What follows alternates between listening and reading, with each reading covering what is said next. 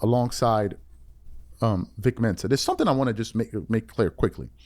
I want to make a quick distinction between FBA and African Americans. Oh my God, he's doing this now. The vast majority, the vast majority of African Americans do not think about this kind of stuff. He's trying to say there's good ones and there's bad ones. We've told you several times this is about a lineage. That lineage is one lineage.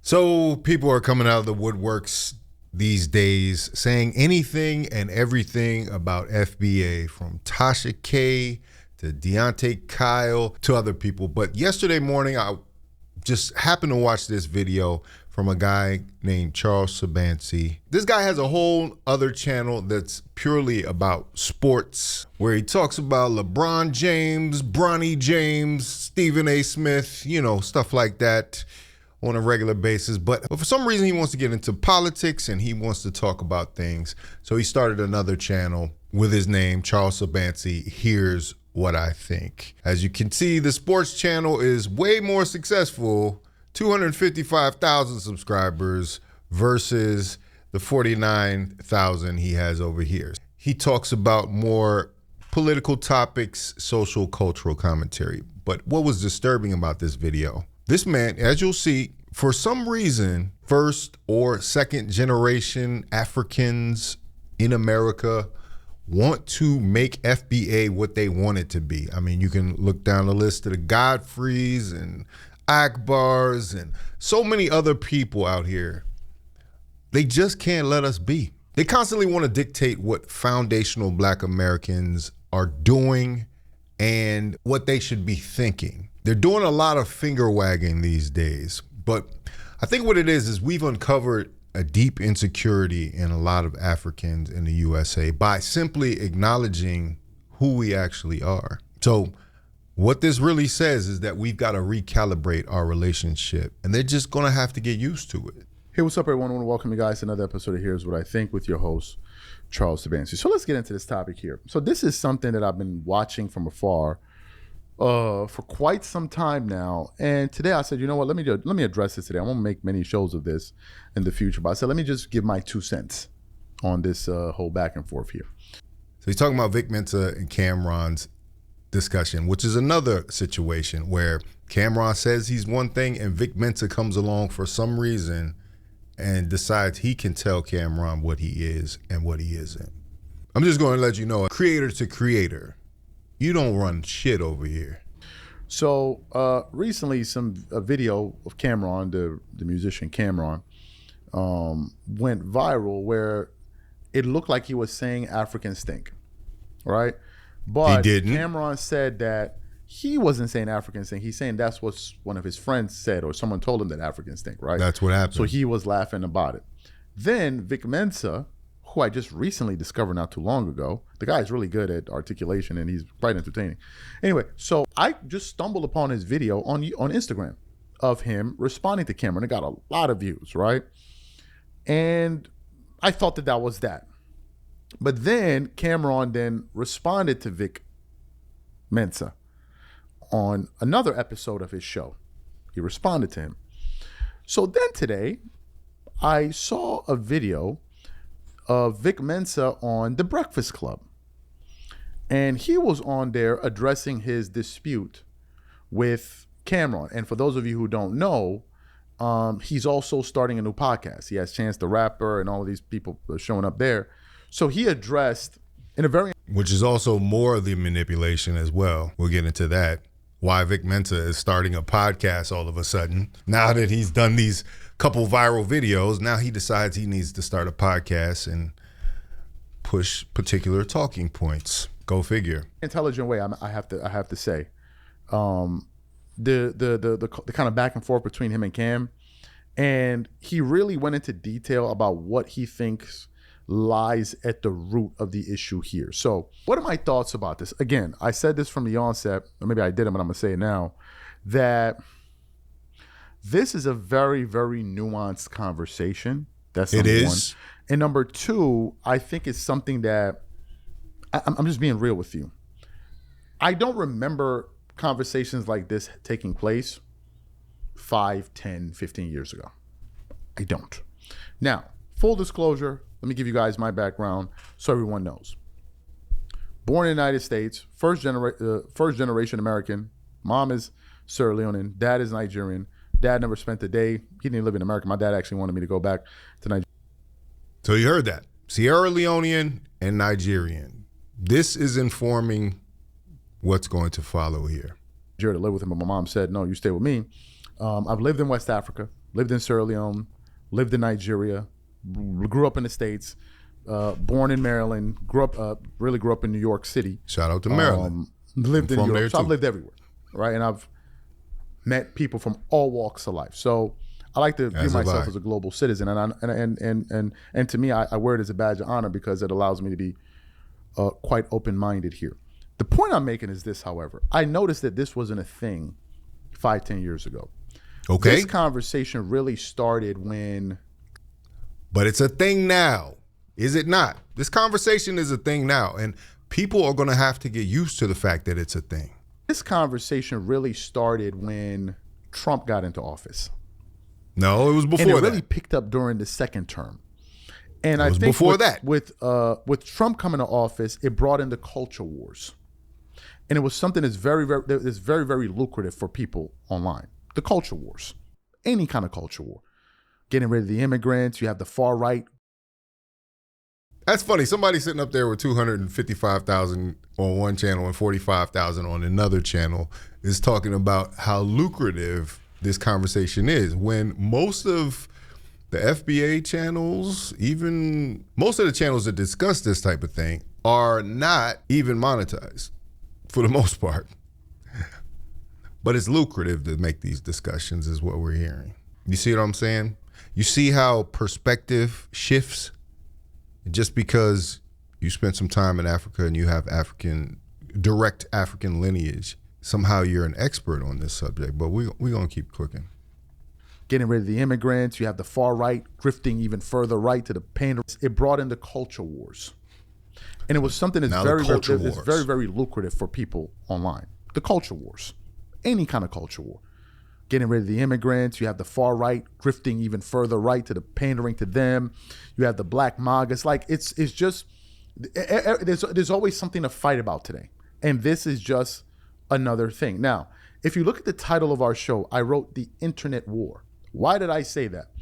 I say that because I very much believe that this is a thing that exists on the internet. And in real life, people are not wrestling with these issues. They absolutely are. I'm sorry to disappoint you, but the fact that these conversations are happening online, they most certainly are happening in real life. And we just gonna have to live with it. People have gotten some information and they've made some different decisions. Once again, I'm grown.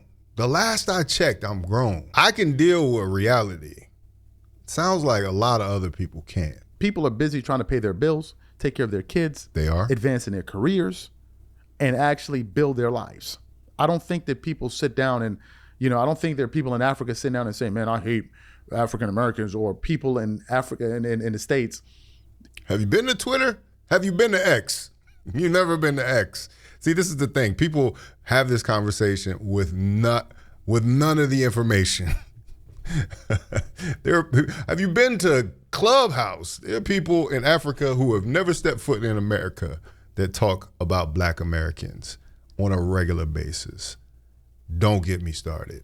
See, this is what Tasha K was missing. She's missing context. Everyday people talk about, man, they're not thinking about them. People are living their lives. People don't have energy for this. People are thinking of how to take care of themselves and feed themselves. And that's what I think people are predominantly focused on.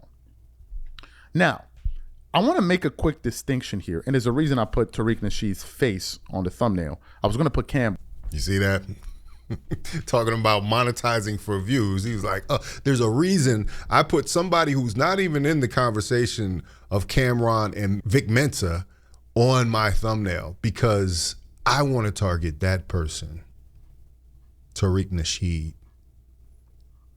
You see where this is going? But the reason I didn't put Cam is because I said that's not really at the core of the issue here. Oh, So I really? put Tariq Nasheed's face on there. Oh, so Cam doesn't have his own thoughts.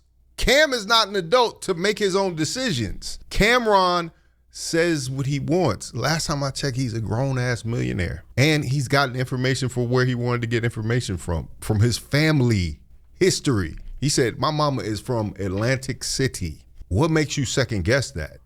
See, this is the problem here. This is the problem here. I don't like this finger wagging from an authority position when you haven't proven to be an authority on anything but talking about Stephen A. Smith and LeBron and Bronny James. Alongside Vic Mensa. There's something I want to just make clear quickly. I want to make a quick distinction between FBA and African Americans. Oh my God, he's doing this now. The vast majority, the vast majority of African Americans do not think about this kind of stuff. He's trying to say there's good ones and there's bad ones. We've told you several times this is about a lineage. That lineage is one lineage.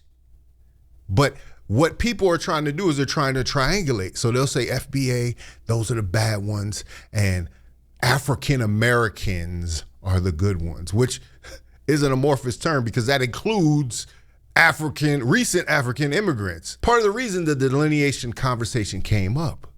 But you don't know that. You don't know that foundational Black Americans are left out of counting because of the larger Black populace. So when they say Black people are doing well and you have several Nigerian immigrants that have careers that pay a certain amount, that pushes up the average, right? But you're not addressing the core group that was asked about. We're talking about Black Americans that have history tied to slavery here in the United States. There's a reason for it. Though you might not want to think there is. On a day-to-day basis. I don't think they spend any time on it. I think, again, people are living their lives and they're focused on what they're focused on. I think, however, FBA is now saying that we are African Americans, so therefore what's happening is that by you constantly poking fun at immigrants and all of this, well, what's eventually going to happen is you're going to create creators that now push back on you. And that's ultimately what has been happening. But I want to make that distinction because this is not the target African Americans, because again, growing up, we never had these conversations, right? You say you never had this conversation. This conversation's been going on for a very, very long time. You ask anybody with parents, if they're honest, with parents from outside the country, what do they say? Don't hang out with them Black Americans. What is that? That's the seed that starts this conversation a lot of times. When you're hearing foundational Black Americans having conversations, most of the time it is in response to something. But somehow everybody's blind to the spark that started the conversation, the spark that started the issue. And everybody's like blameless. Oh, these crazy Negroes on the internet. So I'm so glad that's only on the internet and not in real life. Ridiculous. Never, ever, ever, never. And I grew up in New York City. One of my dudes was from It's another problem. Jethro, he Haitian. Another one of my guys, Trinidadian. Andrew, I guess you'll call him Black American. Like we never had these conversations. We don't have to, like, what do you do? What? Like, We never had these conversations, really. In New York City, you never had those conversations. You never heard a Black American get called a Yankee in New York City? Okay, all right. Now you're just being dishonest. By talking about this in reality, right? So let me give you guys my take on all of this. My take is simply this. You have a set of people that really hate Africa. And when I say I'm sorry, I swear I'm gonna let this play. But he is hitting every single cliche. Somehow, now you all hate Africa. The people who are responsible for the Pan-African movement in the first place are Black Americans. But now somehow you hate Africa. That's how it's being framed. That's how your story is being told right now. I'm telling you, these midterm elections came up and everybody's now got something to say about this. It makes me wonder. I'm not putting any accusations on you, sir, but it makes me wonder why the timing of this is happening. Why it's happening so ferociously. Tasha K. Oh, those FBA. They hate Africa. They hate Africa. They hate it with a passion. No, they don't. Oh, them dirty Africans and them dirty Africans. I don't want to be a dirty African and this and this and this and this and this and this. I heard a Haitian girl say dirty black Americans, but I've really never seen the podcast where they're talking about these dirty Africans that they like to imagine. This is the conversation they imagine is happening. Black Americans grew up with reverence for Africa, like more so than the first generation immigrants that were here, quiet as kept, because a lot of black Americans ended up moving over there or retiring over there. So now somehow you, black Americans, are the issue. You hate Africa. That's what he wants you to believe. Like they really, really hate it, right? So it's people like them that I've noticed watching on the internet that usually kind of say, oh, I'm FBA. Now, FBA stands for Foundational Black American. But so again, that's everybody now. That's too large of an umbrella. Why do I say this? Let's look at the reparations. It's too large of an umbrella for you all. Something that you've chosen for yourself, it's too large of an umbrella. Bring it back a little step or two. Take it down a notch or two. You don't get to pick that, sir. Once again, these are grown adults making decisions for themselves. You don't get to tell them nothing. Capiche? In New Yorker, you gotta say capiche, right? Because Italians didn't delineate from y'all. They from Africa too. Movement. Well, who is reparations intended for? Reparations is intended for descendants of slaves. Right. You got that? An individual like myself would not qualify for reparations because bingo, I'm a first generation American. It's those that can trace their lineage back to slavery. So one of the things that always confused me was this. If you're for reparations, how can you then be anti-African? I never understood it. How? How can you say, I'm gonna let them cook, I'm gonna let them go. I deserve reparations and my ancestors were enslaved, because those were slaves taken from West Africa, but then I hate Africans? See, he ain't got the updated software yet. He don't even know the conversation that's happening right now. Me personally, I do not deny that I have African ancestry. Pretty much everybody on earth has African ancestry. That's what we're saying. The conversation has moved. It's evolved. And you just saying, okay, black skin, African. But you only do that with black Americans. You don't do it with Aboriginals in Australia. You don't do it with Fijians. You don't do it with even Brazilians or South Americans of any kind that might be black. It's just us. There's a lot of energy focused on black Americans right now. I wonder why. It makes no sense to me. But then I've heard the retort, oh, wait a minute. No, there were blacks here before. There were blacks from this and blacks from this group and that group. I've heard Indians, whatever. And I'm not arguing with you about that. Okay, I'm not willing to say, oh, it's not my business to argue with you about that. My issue is, if you're for reparations, how can you then not be African? In order to make sense of what you're saying, is you're saying that only Africans that were enslaved would be entitled to this. If you're saying you're something other than African, or that you are an admixture of several different groups and African, that you weren't enslaved. This is someone who doesn't have a pure understanding of the people that he's talked to. This is why we hear so many times, black Americans don't have any culture. because they just assume they know more than you,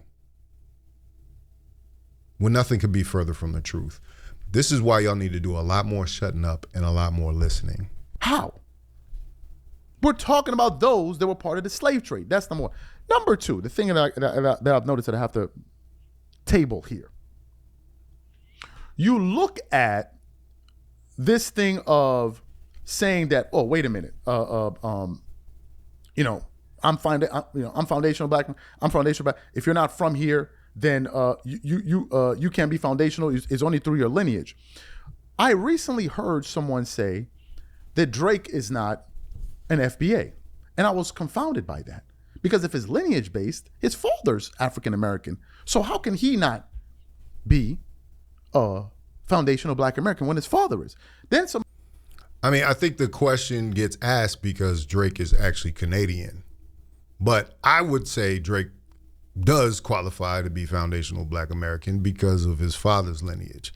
So you heard one person's perspective or several people's perspective, and you thought that was the only perspective. This is what I'm talking about here. There's no nuance. He doesn't want to know. He wants to be frustrated here by a question about Drake. Like, Drake, is Drake asking for reparations? Like, Drake hasn't advocated for anything politically, honestly. So why is Drake such a pressing issue in this one? Because a lot of people that are first and second generation immigrants, you saw this during the Kendrick battle, they sympathize with Drake's situation. They see themselves in Drake's situation. That's why Drake keeps coming up in this conversation, and it's not even a question to ask right now. Who cares what Drake is? Somebody said, no, it has to be both of your parents. And then I said, what the f*** are you talking? You're just making up stuff here. Says who? Somebody says. Was that person knowledgeable? Who? That's not how it works, folks. If it's lineage, you get mad about then Drake. you have both of your parents. But then I've also heard people say, no, it's just one parent. Yeah. And I'm like, so if it's just one parent, wouldn't Drake qualify? Then they'll turn, oh, no, it has to be two parents. So I don't. And see, this is conversation that needs to be had, because they're going off the rules that Sandy Darity made. William Sandy Darity came out with the book From Here to Equality. He came up with a theory that determined who was eligible for reparations. It was a theory, and it still is a theory. It's a good theory. The one-parent rule. Some people do not agree with that. That's why you're getting pushed back. Because of Drake's Canadian citizenship and him being raised in Canada, there are people that say, all right, well, he would have to come along later and ask for reparations, as opposed to just being qualified as an American citizen would. That muddies the waters on the Drake discussion entirely. But it's not final either way. Because we're not even at that point, because we're arguing with other black immigrants about this. We can't even get to the real discussion because it's so many of these conversations happening. It's so much pushback. That's why you get so many people that sound extreme. They're constantly fighting. They're constantly arguing with people who are willfully ignorant, who are being willfully ignorant to their plight. And that's how we get here. And I think that this is an effect of slavery. Do you notice, or have you noticed, that all the other groups, ethnic groups in the United States, embrace their roots? And I'm going to get to a larger point. Italian Americans always big up Italy. They can't wait to tell you they're Italian. Chinese Americans can't wait to tell you they're Chinese. Irish Americans can't wait to tell you they're Irish. German Americans can't wait to tell you they're German. And it goes on and on and on and on and on and on. We are bigging up our own roots. Our roots that occurred here on this land. The United States of America. See, this is what I'm saying. Like, there's something else at play here. You're being willfully ignorant. This is literally what you're describing. In fact, every other group in the world has already done this, and you don't say anything about it. You can go to, you from New York, you went to the Dominican Day Parade, Puerto Rican Day Parade, or Caribbean Day Parade. You understand that, but you can't understand this. That's why I said, a lot more listening, a lot less of this. But then, when it gets to, I'm African, I'm an African. And to me, I want to tell you why I think that the FBA movement has been successful. This is just my thought.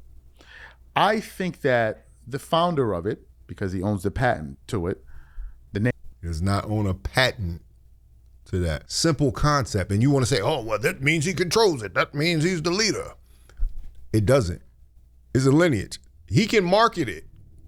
And I think he's entitled to it for coming up with his version of this, because this has existed for a very long time. Go back to Claude Anderson, Native Black Americans. Go back, Yvette Carnell, ADOS. Like, African American has a trademark. So what are we talking about here? He's not allowed to own something without being given some type of side eye. If he didn't buy it, who would, is the question. I think that the founder of it, because he owns the patent to it, Got to be the founder. the name, has found a way to tap into this thing where people may feel disenfranchised. And everyone wants to feel good about who they are and where they're from. You're being manipulated. So by saying that I'm a foundational American, it Black gives you a American? sense of pride. Because what I've noticed is that a lot of people don't feel, a lot of blacks, or certain blacks, don't feel any sense of pride by associating with Africa. Why? Man, you know how many black people been wearing red, black, and green forever? Pride? Are you serious? Like, this is what I'm saying, man. This is dishonesty. We can't have conversations when you don't want to acknowledge the truth of the situation. That black Americans literally are the only ones practicing Pan-Africanism most of the time. This is what I'm saying. Like, and he won't get on here and teach. This is crazy. Because Africa is still developing, has a lot of issues. It does. Blah, blah, blah, blah, blah. So you don't want to be associated with that. It feels better to say, I'm associated with America. Yes, America is a superpower. And yes, I'm foundational this. My only question is this. Why is this the only group doing this? Why? I lose patience when people are intellectually dishonest. Literally, every other, if he wants to call it a group, but every other lineage does this. Why is it so hard to understand? Why do other groups celebrate their roots? He's literally But this doing group it. says, you know what? We cut it off here. We're no longer, and look, there's a difference between your nationality and your race. Yes, you're American by nationality and even by culture. But by race, you can slice it any way you like. From here till tomorrow, your ass is an African. And I know it pains. Is African a race? See, this guy, see, and this is what I'm saying. Like, the way he talked about it, like, if you're uninitiated, if you never heard these talking points, you might think he's convincing right here, because he's using the cadence that he learned from Stephen A. Smith or whoever. And I know it pains a lot of people when they hear that, because they would rather, there's some blacks that would rather be associated with the Atlanteans. I kid you not, Atlantis, than say I'm an African. And there, What do I you think of y'all? lies the issue. There, I think, lies the issue. He took the most extreme example he could find. This is why there are people who think they're from Atlantis, and those are the people that we're talking about here. Intellectually dishonest. Another point that I want to address here. It's a long show, but hey, you guys will bear with me. If people are not interested, they'll tune out. Yeah, I'm about to. My thing is this, and this is why I'm very skeptical, is the fervor that they go against after, immigrants, especially black immigrants. I don't see them going after white immigrants. I don't even see them going after white people. We gotta argue with your ass nonstop. We can't even get to the real conversation because there's so much pushback because you all feel like you're about to lose something. And that's what I'm saying. You're gonna have to get over that, sir. You're gonna have to get over that. You gotta let grown people make grown decisions, make adult decisions. You can't always wag your finger at them and they get back in line. My guy. And I don't know if FBA is black MAGA, but let me state it here clearly. Here you go. Now it's political. I hate black MAGA. Oh, okay. I'm not biting my tongue I cannot stand black MAGA.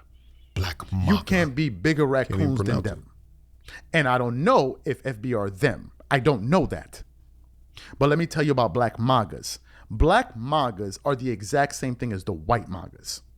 The only difference with the two groups. You can't make any political choices. I don't necessarily agree with MAGA, but you can't even have the freedom to make your own political decisions, according to this guy. I think that's kind of ridiculous. Is that the white MAGAs hate everybody, and the black MAGAs focus exclusively on black immigrants. Bullshit. That's the number one focus I'd have say noticed. That's bullshit. Now, I don't know if it's FBA or not. I don't know. But you don't know. So what are you talking about? See, this is what I'm saying. You come on here as an expert, but you don't know. You don't know what you're talking about. I'm telling you for free, I cannot stand black MAGAs. I can't stand them. The best political place for foundational black Americans to be is to be independent on who and what offers you the most in exchange for your vote. That's true independence. And people like this don't understand. They say if you don't agree with them politically, you must be black MAGA. He can't even pronounce it. MAGA is what it is. MAGA. This is why we can't have a conversation, because you're not politically savvy enough to even make that distinction in what black people are doing. Insane. They somehow don't know that they raccoons too. Oh, y'all are raccoons too. Don't get it twisted. He stole that from Steve. You twerking it up for the white man. I never see you going at the white man, calling him out. I be seeing some of y'all rocking the American flag after this country told you they don't even recognize your history. Damn 50 million black Americans here, and he's saying none of them go at the YT man. Interesting. This is totally and utterly, this is why I said his triangulation. He's trying to pinpoint one group. Who the hell you think been banging the hardest? Meanwhile, he ain't said nothing. They said they don't even reckon, and you still running around wrapping yourself like a burrito in the American flag. I be watching y'all, so I don't know if it's the same group. So you're not watching either. I don't know. You watching black people. But I want to end with this. Number one, in reality, African Americans, those from the slave trade, I'm not talking about FBAs, because you can't be from the slave trade because you said you're not African. So apparently FBA is a different group. Those from the slave trade, African Americans, they're not sitting there fighting over Africans in Africa every day. It's not an issue. It's not a real thing. It's not a real thing. Nobody is. They don't care about it. Not a real They're thing. living their lives. They're not sitting here, oh man, I can't. No, they are not thinking about it. It's the denial. Trust and believe me. People are thinking about themselves and their own problems. Sure. Same thing with Africans. Now, there may be some Africans that say, oh man, I don't like Americans. And listen, those are the ones you have to correct. I say, no. But you never correct them. That is the problem. You never correct them. You're supposed to be talking about your own people. something that you can control. You never do that. So now we're sitting here like, oh, okay, well, all right, this is what I've gotten back from them. I gotten back that I'm an Akata. You ain't never say nothing about it. See, that's what I'm saying. People are quick to tell you what to do, but don't tell their own people what they need to be doing. This is the 154 podcast where they always got to talk about Black American stuff. Can't never talk about what's going on in Africa because they don't know and they don't care. That's really what's happening. You got more Black Americans over there online that have been in Africa for years now on the ground. They still getting criticized by Africans over here in America and living in a cul-de-sac. You got to be kidding me. What you mean? What's the problem? And I've seen it before, and I've done it. I have done it myself. But I grew up in the States. I was called African booty scratcher. Do you see me now coming up here and saying, oh, I hate black? No. I was called an African booty scratcher too. So what are we talking about? This is this childish argument. And for you to come in and think that you have some type of way to put your thumb on the scale, like you got some type of authority over here. I'm almost through. It's almost over.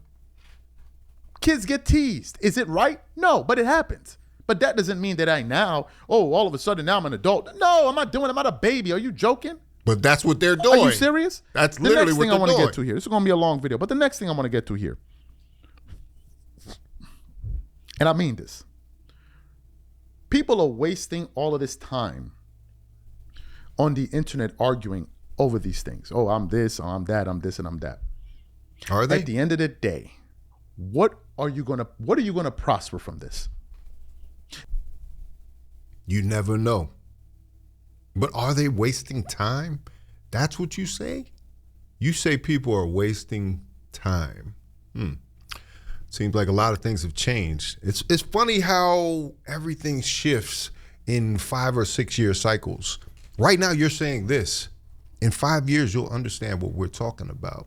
That's how it's always happened. Not only is this an advanced conversation that you are slow to understand, but you're looking at a situation that is projecting out into the future and you're resistant to it. It's just because you feel out of control about telling adults what the hell they can and can't do. If you spend the next 5-10 years arguing this argument on the internet, how did that move you from point A to point B? Instead of sitting here, let's sit down and talk about ideas. Let's talk about businesses. No. We're going to have this conversation, this low-level conversation of, oh, this guy's from Africa, this guy's from America, and this guy doesn't like in America. Like this is what kills me. Oh, talk to your people. Talk to your people. If there wasn't nobody to argue with, trust me, there wouldn't be an argument. We're getting held back by the fact that so many people from Africa are up in arms about this shit. The fact that we even have to take the time now to have this conversation because you don't understand is a problem. Of all of the things to be focused on, how is this moving anybody ahead? Forget about the Africans. Say you hate the Africans. How is this moving your group ahead? When this is the constant stream of information, the constant conversation every single day. Why is this the centerpiece? Why isn't the conversation, hey man, let's try to do business together? Like, this is what I don't understand. That can happen, but we gotta get some things straightened out. Y'all really being hard-headed right now because you don't understand what we're talking about. Once you all come to that, then you can deal with, we can have some other conversations. But until we get there, until we don't have to argue with black people about simple things like this conversation here, until you stop trying to be an impediment between us and having a larger conversation, these conversations will continue. And that's what I'm saying. You don't acknowledge your own part in this. This is for idle people that have nothing else better to do. I'm telling you the truth.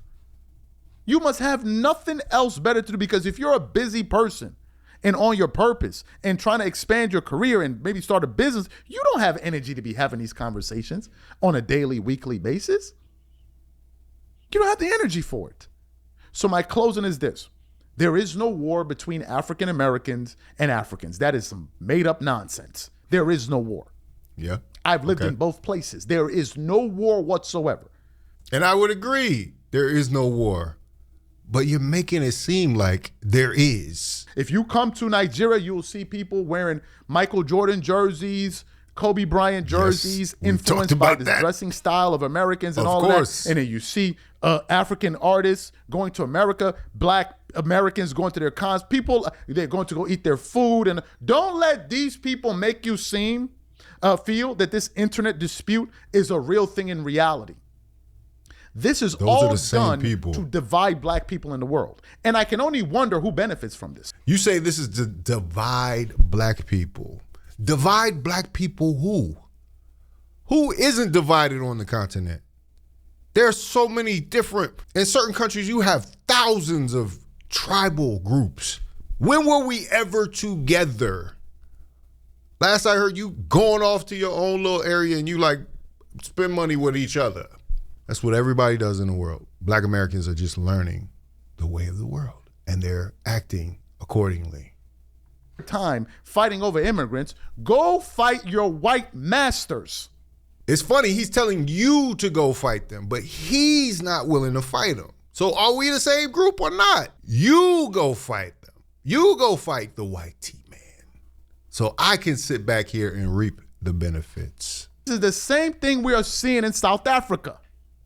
They went out of their way to kick out all of those foreign Blacks. Get rid of all of them. Get them out of our country because they're stealing our jobs and this and this and this. But they're white overlords. They have nothing to say to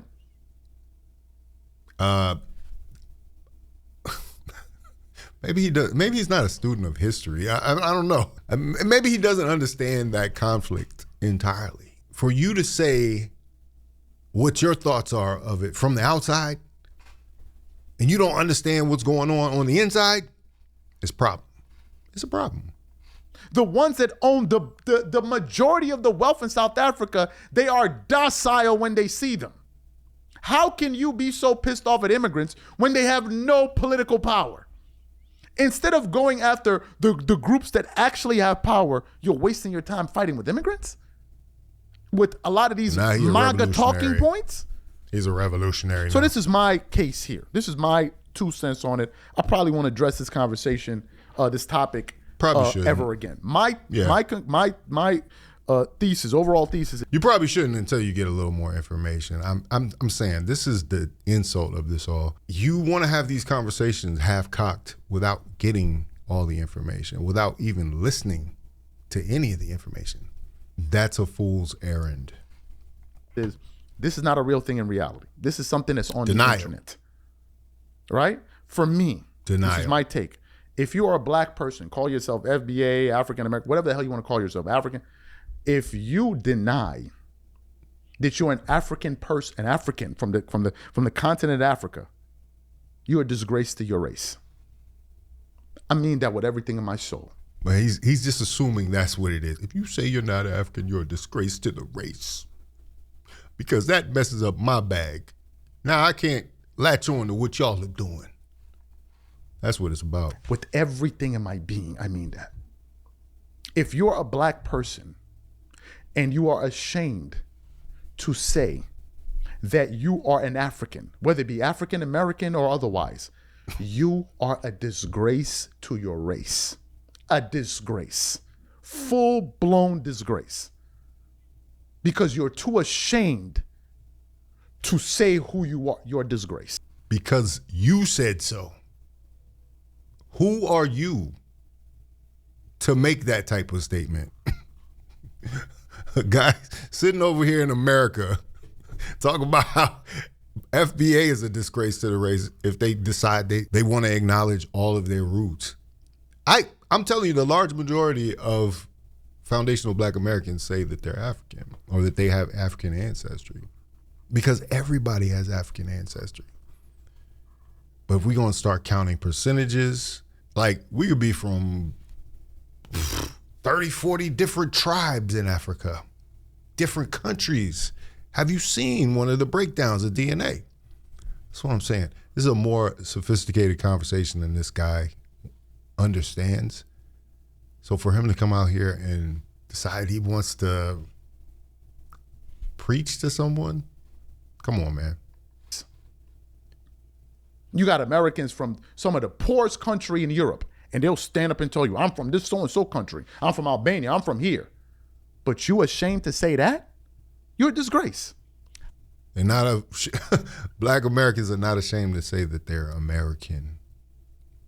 And you are. With your hand over your heart, you are ashamed to say you are an American. Yeah. See how that works? I don't care who gets offended because I'm a very proud Black man. And I love Black people, whether they're Americans, Africans, that's me. LeBron James. I don't pick and choose who I'm going to be cool with. That's raccoon behavior. I'm not doing that. Raccoon. So if you're ashamed to say you Black or you one of them Black MAGAs, you one of my ops. I don't rock with you. Unsubscribe immediately. I didn't come on the internet begging nobody for no money or nothing. But I don't rock with people. I don't rock with y'all. I don't rock with y'all. If that's the type of time you want, bounce. Bounce. Oh, now you're in New York now. Bounce, y'all. I want people like Charles Tabansi to know that you can't tell us what the hell to do. You can't tell grown people what the hell to do just because you think you know more than they do. It's possible that you might not know as much as you think you do.